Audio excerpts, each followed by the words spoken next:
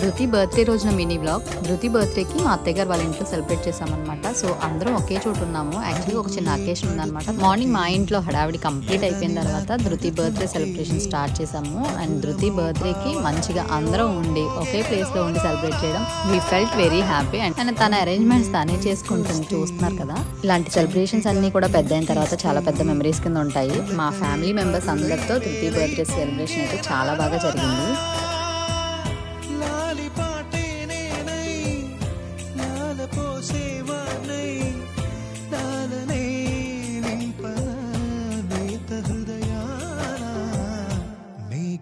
పల్లకి తెప్పిస్తా, లోకాన్ని కొత్తగా చూపిస్తా, వెన్నెలే తనపై కురిపిస్తా, చల్లని హాయినందిస్తా.